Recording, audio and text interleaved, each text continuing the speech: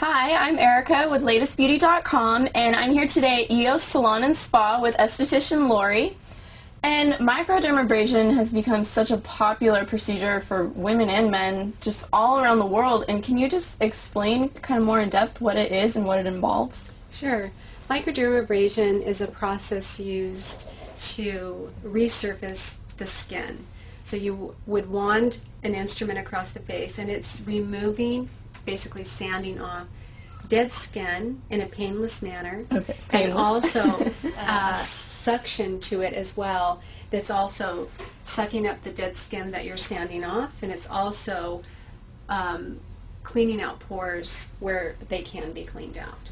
Now, what does this feel like? Is there a way to describe what it feels like on your skin? It's painless, and it feels like a cat licking your skin. Oh, okay, so it's kind of like that coarse... A little bit of a roughness. The rough, okay. Yes, but it's not painful at all. So you can tolerate that. Now, what is this contraption? This is our diamond tome machine, and it's a microdermabrasion. It doesn't use product to get the effect. Actually, what it uses is an instrument that has a diamond tip on it, and it comes in different, strengths: coarse, medium, fine, ultra fine. Is that what feels like the cat tongue?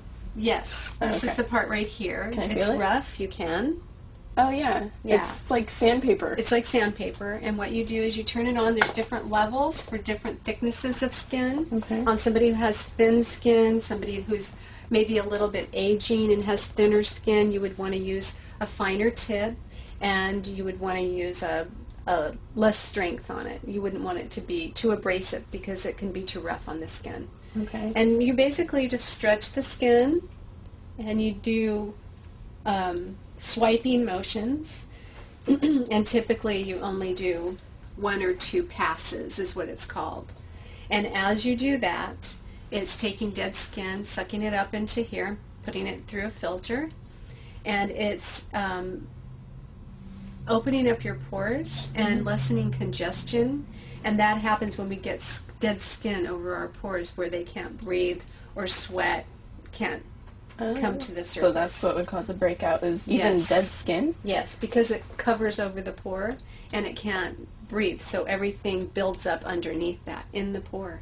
Now, this little tip is pretty small to go over an entire face. Does this procedure take a long time? No, it only takes 15 or 20 minutes. Oh. Sometimes a half hour, depending on what you're doing and what you're trying to accomplish. Now, what if you don't have problematic skin, dark spots or acne scars? What if you just want a healthier glow? Yeah, do you have to have problematic skin, or can it just be skin that's okay? No, you don't have to have problematic skin, and it's actually quite good for anti-aging. Oh, really? Because it's keeping the dead skin off of the face. It's also allowing, less congestion because you're removing dead skin and you're keeping the skin healthy.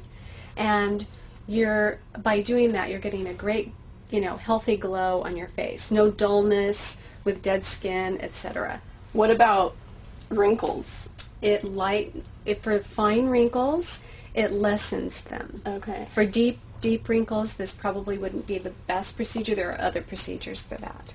Okay, so now would you recommend this over maybe a chemical peel, or? It all depends on the person's skin type, and what they're looking for. Okay. A lot of these procedures you can do. You can do them a few weeks apart. You can do. Depends on the chemical peel or the peel that you're using, like a glycolic peel, or along with microdermabrasion, you would want to switch them off. You might want to wait a week or 2 in between treatments, and with that and with regular facials, you're going to have great, healthy skin. Really? Really great skin. Now, microdermabrasion, how often would you have to do it? Is that what you're saying, every couple weeks? Or? Yes. Okay, You could do it every couple of weeks. And that just helps maintain and it helps really keep getting that dead skin off of the face, and opening and cleaning out pores, and keeping the skin really healthy. Now, if you're doing microdermabrasion and you're removing, layers of dead skin, isn't that opening pores and making your skin more susceptible to bacteria in the air and more likely to make you break out? It's a very good question. What you're doing when you're cleansing the skin or exfoliating, this is another form of exfoliation. which would be, to most people, they would think, oh, a scrub or a chemical peel or a glycolic peel. Those are all exfoliations. And what happens is when you wash and clean the face, you're basically removing oil, some dead skin that, is loose on the skin. You're removing everything off of the skin. You're opening everything up to be cleaned out. Right. Then you're exfoliating to get all the extra debris off of the skin. And then you're using a toner or something like that to kind of close everything down. And then you're going to use sunscreen, protective lotions, other products to protect the skin from outside elements from re-entering the pores. So you've cleaned, you've exfoliated, and you've closed everything down, and then you've put a protective barrier over it to protect you.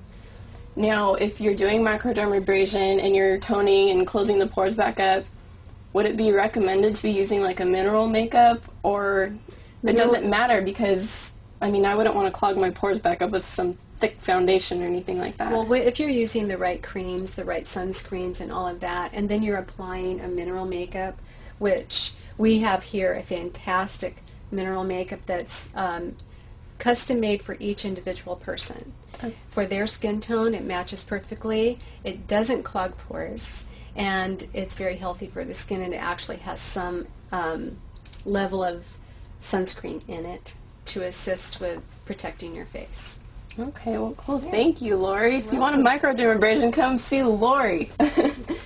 I'm Erica with latestbeauty.com.